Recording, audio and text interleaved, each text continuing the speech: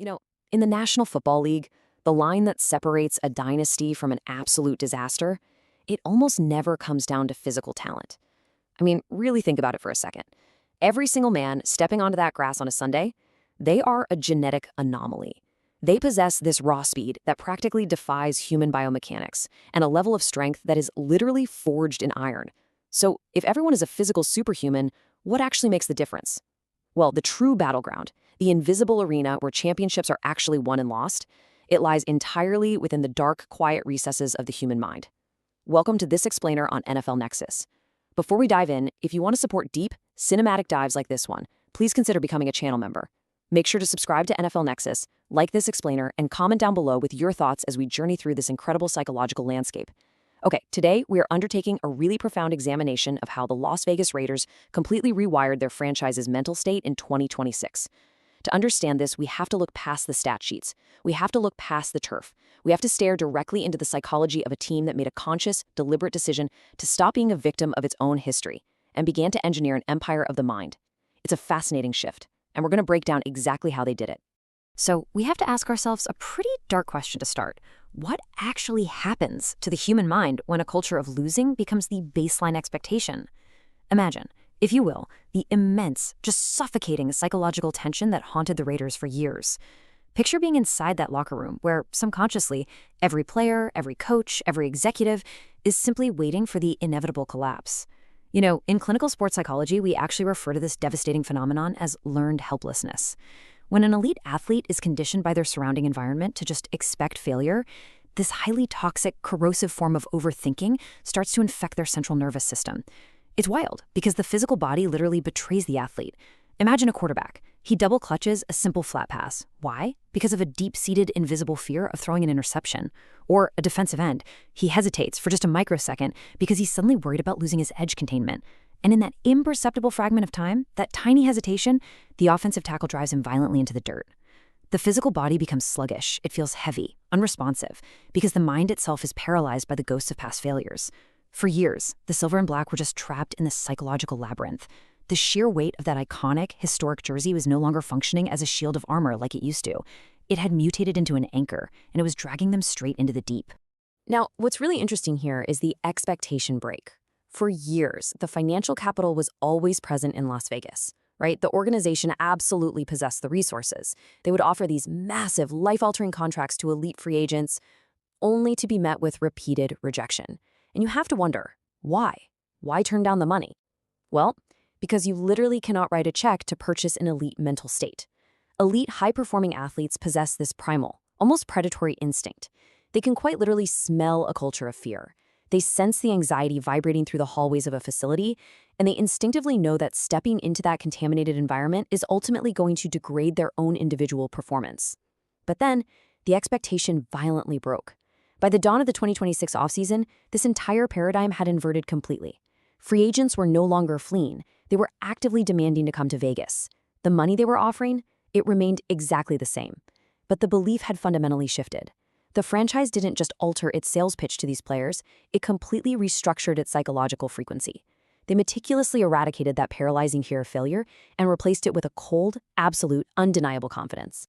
Section 1. Architecting an Elite Mindset. The New Leadership in Las Vegas. To truly understand exactly how one cures a diseased organizational mindset, we have to look closely at the architects who shattered this psychological barrier. Because, look, you can't simply stand in front of a room of 53 professional athletes and just ask them to believe more. It doesn't work like that. Belief is not a switch you can just flip. Belief has to be systematically and ruthlessly engineered from the top down. The executives, the head coach, the ownership, they dictate the atmospheric pressure of the entire building. If there is panic up in the boardroom, I guarantee you there will be paralysis down on the field. The Raiders realized that to change the minds of the men on the roster, they first had to reconstruct the central nervous system of the franchise itself. Step 1 began with minority owner Tom Brady. And let's be clear, this was never about just acquiring a famous name for a billboard in Vegas. No way. This was a surgical injection of the psychological profile of the most relentlessly successful mind in the history of the sport right into the building's DNA. Just his mere presence alters the gravity of a room. Step 2 was the installation of General Manager John Spytek. Now, Spytek is an evaluator who completely ignores the superficial metrics. He looks right past the 40-yard dash times to deeply, deeply analyze the microscopic details of a player's mental fortitude. When he's watching film, he isn't just watching the tackle. He is zooming in on the eyes, the body language, the psychological resilience of a player immediately after making a terrible mistake. And then Step 3 completed this triad. Head coach Clint Kubiak. He is a strategist uniquely equipped to translate this elite theoretical mindset into a brutal schematic reality on the grass. Together, this brain trust didn't just import football intelligence. They brought a psychological gravity so dense that it instantly crushed the lingering trauma of all those past losing seasons. Section 2. The Defensive Blueprint. Manifesting the Elite Mental State. An elite mindset absolutely cannot survive if it just remains an abstract, philosophical concept safely tucked away in the front office. It has to be weaponized. And defense, at its very core, is not merely a physical scheme. It is a psychological battle of imposition. It's about dictating your terms onto another human being until their will simply breaks. And when the external world actually feels that tension break, the whole narrative shatters. I want you to really listen to the deliberation, the sheer gravity in NFL analyst Louis Riddick's words here. He says it is a new day in Las Vegas. That phrasing is incredibly deliberate. It speaks to this profound awakening from a long, dark slumber. Because for years, analysts spoke of the Raiders with this tone of perpetual skepticism, waiting almost eagerly for the inevitable systemic collapse. But here, the external perception completely shifts. And you know what happens when the outside world stops doubting and begins acknowledging your dominance? That external validation feeds right back into the locker room's internal belief system. It becomes this massive, self-fulfilling prophecy of success. The narrative was no longer this clinical dissection of what the Raiders might do wrong, but rather a terrified realization of what they were meticulously doing right. So the new Raiders regime inherently understood that to truly break the old culture, they needed to draft players who didn't just play the game of football, but who actively thrived in the chaotic, high-pressure crucible of the trenches. They needed men who view pressure not as a threat, but as an absolute biological requirement for their own success. We really have to examine the microscopic details of these acquisitions to grasp the macro strategy at play here. First up, Treydon Stukes. He brings this immediate, undeniable alpha dog confidence. His stance off the line of scrimmage, it isn't just a physical position. It's a biomechanical expression of dominance that literally intimidates offensive tackles before the ball is even snapped. Then consider Kieran Crawford. I want you to think deeply about the psychology here. For years, Max Crosby has carried this immense, suffocating, lonely pressure of being the sole generator of the Raiders' pass rush.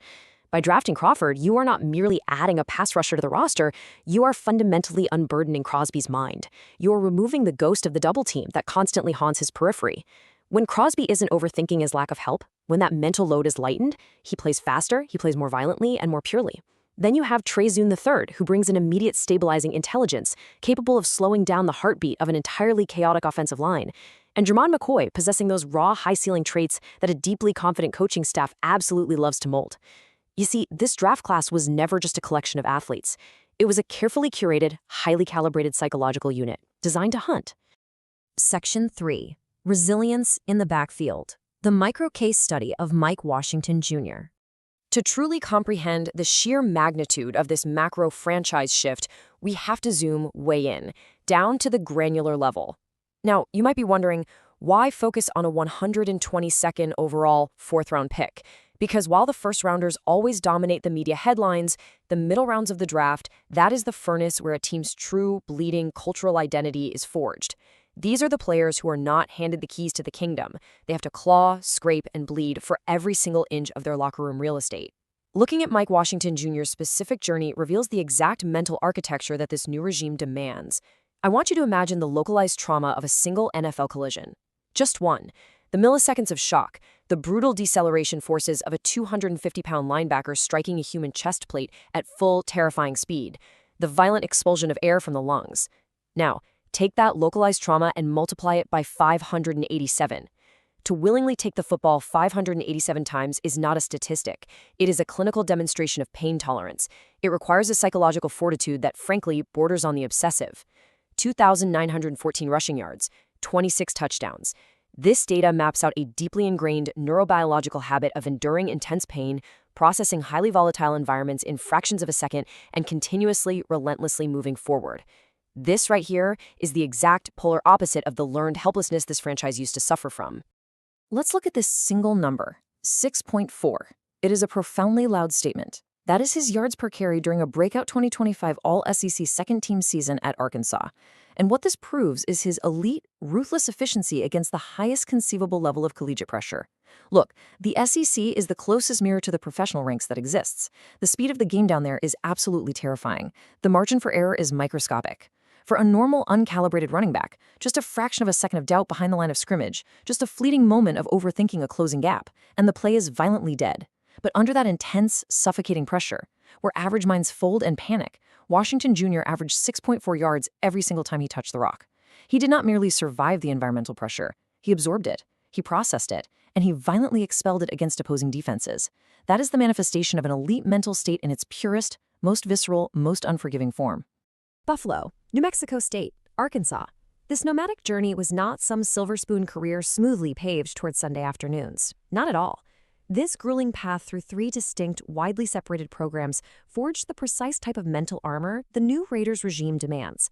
Think about the psychological toll of uprooting your entire life, of stepping into complete isolation, of having to adapt to a completely new locker room culture, learning entirely new schematic playbooks, and proving your physical worth to strangers over and over and over again.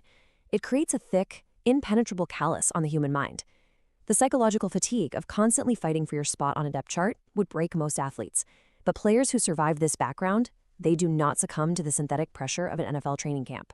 To them, the pressure of a professional facility isn't a Bruden. It is simply Tuesday. They have lived in the crucible. And this is the exact, uncompromising psychological profile that the Las Vegas Raiders are stacking their roster with, brick by grueling brick. Section 4. The Dawn of Belief. Translating success to Sundays. We are witnessing the dawn of an entirely new psychological era for the Silver and Black, built on the backs of battle-tested players and visionaries. The 2026 offseason was not simply about the cold acquisition of athletic talent, it was a deep, systemic exorcism of past fears. From the insulated quiet of the ownership box all the way down to the grinding reality of the 122nd pick, every single micro-decision has been meticulously, obsessively calculated to reinforce a culture of unwavering, aggressive belief. The mind is the ultimate weapon on the gridiron. When you strip away the paralyzing fear, when you completely eliminate the toxic habit of overthinking, you unlock human performance in its most dangerous, terrifying form. The pristine, theoretical plans made in the quiet of the offseason must now survive the violent, unpredictable chaos of the NFL gridiron. But you know what? Pressure doesn't destroy teams with elite mindsets. It forges them into lethal contenders. The Las Vegas Raiders have spent 2026 transforming their minds, systematically unlearning the habit of losing, and remembering exactly how to conquer. The profound question that now hangs in the air is whether this psychological rewiring will be the definitive catalyst that finally brings a championship back to the desert, and more importantly, will the rest of the NFL be ready for the new Las Vegas? Thank you so much for exploring the profound depths of this game with me today. Again, to support this work, please become a channel member, make sure to subscribe to NFL Nexus, like this explainer, and leave your thoughts down in the comments. I will see you in the next explainer.